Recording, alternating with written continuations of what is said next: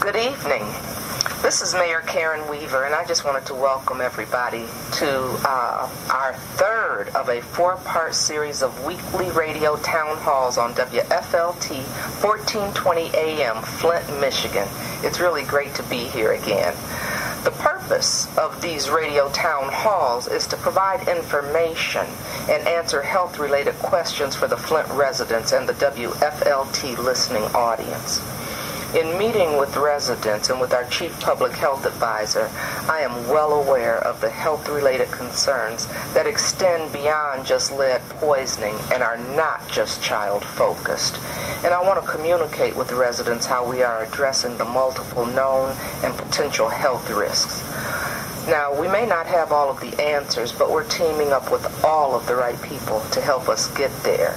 And so having said that, I really want to turn this over to our Chief Public Health Advisor, Dr. Pamela Pugh, who's going to take us to the next part of this. Thank you, Mayor Weaver, and thank you for suggesting that we have these town halls. As I mentioned last week, the City of Flint Technical Advisory Board formed after a few conversations with those within the medical and the scientific community. We came together to discuss some of the broad yet common concerns that each of us were noting and that were resonating in the community. We were hearing of information that was coming out, and residents were stating that information was coming out piecemeal, and it was often chemical or bacteria focused as opposed to people focused. One example that we were given is that people would be told that it was okay to drink filtered water, but only if because it adequately filtered for lead, but not mentioning things like Legionella. We were hearing about the messaging that was confusing and how each toxin or contaminant was assessed separately. Residents were also questioning the approach that scientists and agencies were taking and stating that it wasn't coordinated. Residents were hearing about filters that were good to filter high lead levels, but they may cause proliferation or the growth of bacteria pathogens. And just hearing about how they had to use the filters exactly according to the manufacturer's directions. And so residents were complaining about how the onus was being put on them to ensure that their drinking water was safe. They were also talking about point of use. We continue to hear about the point of use filters and how they were first mentioned as a temporary fix and now in place as a replacement for typical barriers that a water treatment system might present. So these were all questions that residents were raising. Residents continue to raise questions about the varying chemicals and that are found and what the levels of those bacteria are. And so we have today with us members of our Technical Advisory Board and people who we consult with often and talk to often, and they're members of the Flint Area Community Health and Environment Partnership, or FACHEP as we call them. And so they're going to talk to us about how they are helping us to take a comprehensive approach to assess our water system safety. So we have Shawn McElmurry, who's here with us. And Shawn is the lead principal investigator for FACHEP, and he's an associate professor for College of Engineering at Wayne State University. He is an environmental engineer specializing in infrastructure. His research aims to address fundamental gaps in our understanding of the field that prevent sustainable development and adversely impact human health. We also have with us Dr. Nancy Love. She is professor of civil and environmental engineering at the University of Michigan. Professor Love's research focuses on environmental biotechnology and water quality with an emphasis on water and wastewater treatment systems. So we're happy to have you, and we're going to have you to take it away. Thank you, Pam. It's great to be here.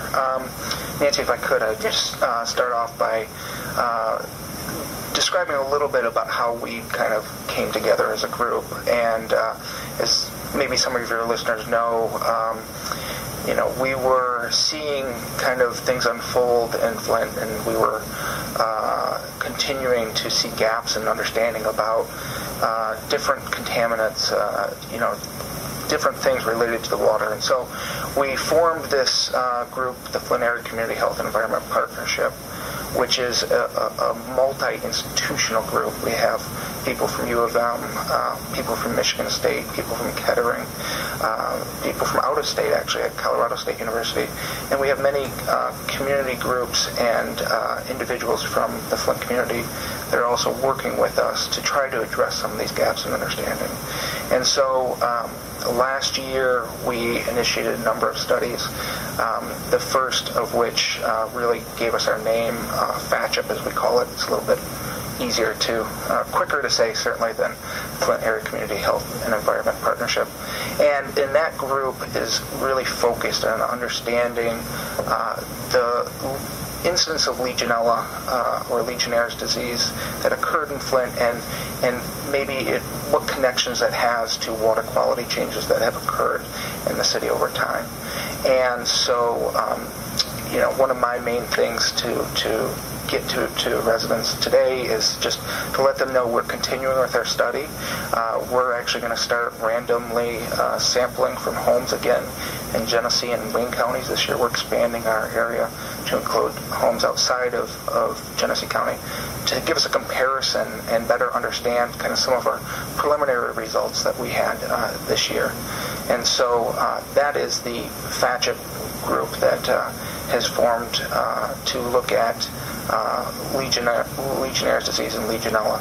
And I will say that there are many other bacteria that we've looked at, many other chemicals, and that has come through funding through the National Institute of Health, through the National Science Foundation.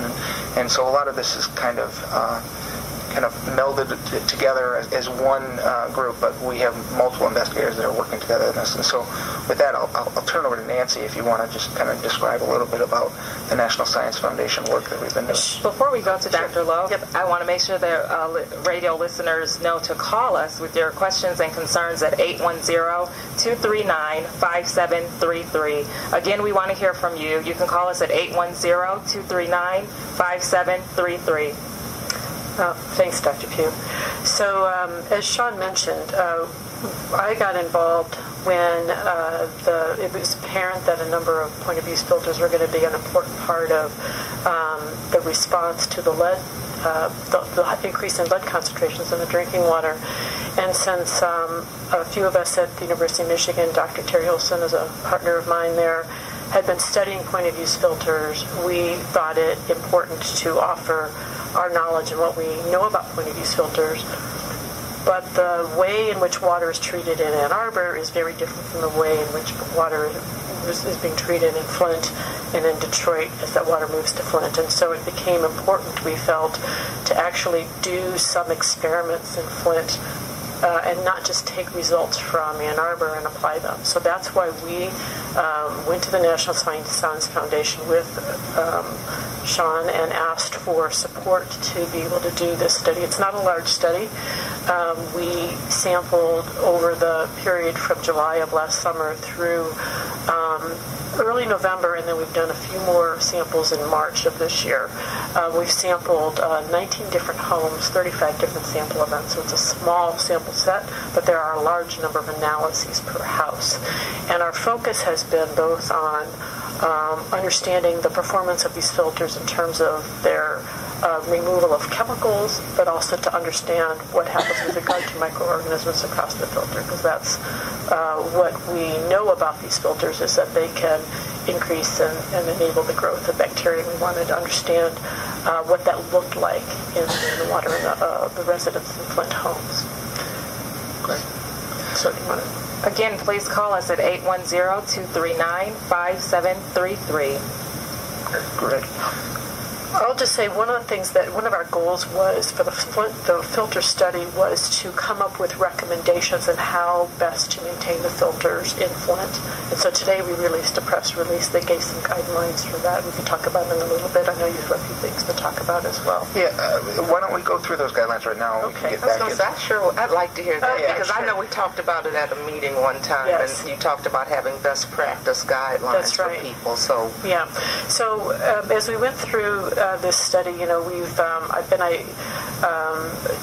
looking at water that comes into the filters, water that comes out of the filters. We actually take the filters, we disassemble them, and we look inside the filters. And from that, we still have samples we're analyzing, but from what we know so far, We do know, the bacteria do increase across these filters. It's the same as we see in filters used across the country when people use these types of filters.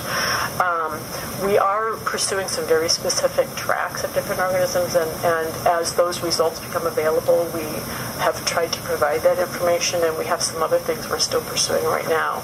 But the main thing that I think we started to do when we got to the end of our field campaign in Flint was to actually install some filters on Detroit water to do a flushing study to understand how does one actually operate a filter. Should they choose to want to reduce the risk of being exposed to bacteria, make that very clear that bacteria are in all drinking water, and we have not associated any particular organism with a particular illness in Flint at this time. But I think the homeowners and the residents need access to tools, and so what we wanted to do was come up with a strategy for how do you maintain your filter if you want to reduce the number of bacteria in your water. And so with that study, we recognized that there are two issues. One is if your water has been off overnight, for instance, or you've been at work all day, and what happens is bacteria like to grow on surfaces. And so when the water's not flowing, that's when they can grow. If you turn your kitchen faucet on and that water goes right onto the filter, all those bacteria that grew in the pipe are going to go right onto your filter. So the first recommendation is when your water has been off, say overnight, or while you're at work, it's best to switch the valve. Don't put the water under your filter. Let it go down the drain and bypass the filter, and let that flow until the water is cooled down. And the reason that the water cools down is it's coming. That indicates that the water is not water that's been sitting in your house. It's water in the distribution system. That may take about 5 minutes, and we recognize with the high rates of water that that's a challenge because it costs more. From a water quality standpoint, the reality is that will reduce the number of bacteria being applied to your filter. Then, when you want to use the filtered water, we have done an experiment to show how long it takes to flush the bacteria that have been growing in the stagnant filter while it's been off, and we recommend about 15 seconds. So when you then move the water switch back to putting water through the filter, let the first 15 seconds go down the drain, and you will have reduced the number of bacteria by 10 to 100 times, which is a lot. So, and then we've run these filters across the manufacturer's recommended time period, and the numbers do increase over time, but we think given the flushing practice will reduce those numbers quite a bit, and you should be able to run your filter for the lifetime of the filter till the light turns red. So you don't have to change your filter before that time would be our recommendation. So that's what we've settled on at this point in time, and we think that will really improve the microbiological quality of the water for those who choose to do this. We always recommend and have followed the Genesee County Medical Society recommendation that those individuals who are at high risk of infection due to a weakened or immature immune system should use bottled water that's been purified by reverse osmosis. Right. Yeah, and I would just add to that it is important that people do maintain their filters and switch them out when it turns red. We do see quite a spike in the number of bacteria that come off those filters after that lifespan. So it does increase over the lifespan of the filter, so changing it a little early is not a bad thing. But certainly, if it turns red, you need to change your filter cartridge. Now, I know you said you put a press release with these guidelines. Where else can people get that information? Yeah, good question. I mean, we sent the press release this morning, but we're willing to because maybe that's something. We will also be presenting, at least I will be presenting, and other members of our group at the FAC group on Thursday. Okay. So we'll be talking about that there as well. Hand it out. And so we could. That would be great. Yeah. And each of these tape series will be published as well. They will be online. Okay, so they can hear this again. Okay, yes. Good. So, thank you, Nancy. That's great. And I would love to just provide a little bit of a feedback among our results that we had last year as related to the Legionella work. So as residents may be aware, we described some of these results last December in an open house kind of town hall meeting at the Flint Library, although it was probably the worst weather in the world last year during this. I remember checking out an hour extra to drive to Flint that night. Nonetheless, last year, from September through the end of October, we sampled 188 randomly selected homes in Flint and the surrounding area. So that's in Genesee County outside of Flint. And we did detect Legionella in approximately 12% of those homes. And this is actually what we would expect based on the literature that describes the prevalence of Legionella in home water systems to be anywhere from, maybe as low as 5, but generally 10 to 30% in that range. And so we're seeing things that are consistent with what we have seen others find in other scientific research. The one surprising thing, or the one thing that was different that we found, was that the predominant strain of Legionella pneumophila that was found in Flint is a type that can be described as a serogroup 6. And let me take a second to try to explain a little bit about what that means. That was my question. Okay. And we didn't pass notes here. This is very impressive. I need to acknowledge one of our collaborators, Dr. Michelle Swanson from the University of Michigan. She gave me this metaphor, and I think it's really helpful. So imagine you're driving, and you see a forest in the distance. So that forest is actually Legionella pneumophila. So we've identified kind of a type of bacteria, and that is the forest. As you get closer, you begin to distinguish different types of trees in that forest. And so some of those trees may be hardwoods, maybe oaks or maples, the kind of trees that the leaves fall off in the winter. But then there's other trees. There's pine trees, evergreens, the trees that have the green needles that stay on all year. So those two kind of big differences in the type of trees, we can classify those trees based on what we call serogroups for our Legionella. So Legionella is the forest, Legionella pneumophila is the forest, and then the serogroup is basically the type of tree that is present, whether it's a hardwood tree that loses leaves or an evergreen. And so identifying the serogroup is identifying the hardwoods, for instance, in that forest. And it's important that we identified the hardwoods that were present in Flint's water system, because that is the predominant strain that we detected. We only detected a few samples that were anything else but the serogroup 6, the hardwood trees. And the reason why this is important is because the type of Legionella pneumophila that is detected using the urine test that's commonly used by doctors to diagnose Legionnaire's disease is designed to detect the evergreens, a serogroup 1. And so the test that is commonly used as a rapid test for identifying the type of Legionella or Legionnaire's disease that might be present utilizes the serogroup 1, or the evergreens, and the type that we were finding within the water system is the hardwoods, the serogroup 6. And so it's important that physicians and the medical community continue to collect sputum samples. So these are samples that have come up from people's lungs to try to make sure they're maximizing the detection of possible cases of Legionnaire's disease.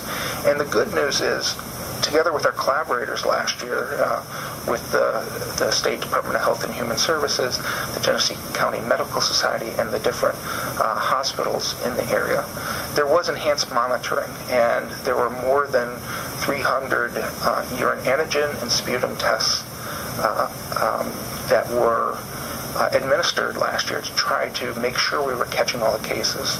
And of those 300 tests, none of them came back for the serogroup 6, the evergreens that we are detecting in the water supply. Okay. So that's one of the first results.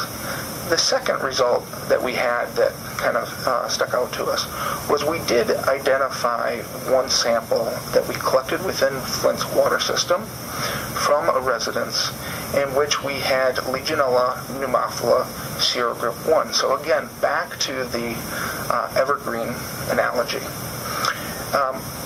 We also know that there were patients that were diagnosed with Legionnaire's disease that had serogroup 1, again, the evergreens. And when we did further analysis, an analysis that talks about the sequence type of those trees. So let me take my analogy further. As you get closer, you can identify hardwoods or evergreen trees. And even as you get closer to those trees, you can now differentiate the types of evergreens that might be present. So you might find a pine tree or a fir tree. And differentiating the type of evergreen tree to being a pine tree is like describing the sequence type. Okay, so the sequence type would be, a sequence type 1 could be a pine tree, whereas a Douglas fir might be a sequence type 300. And so when we look at those samples, one of the samples collected in a residence, and then the 4 samples from people that had Legionnaire's disease, they all had the same sequence type, ST1. So they were all essentially pine trees.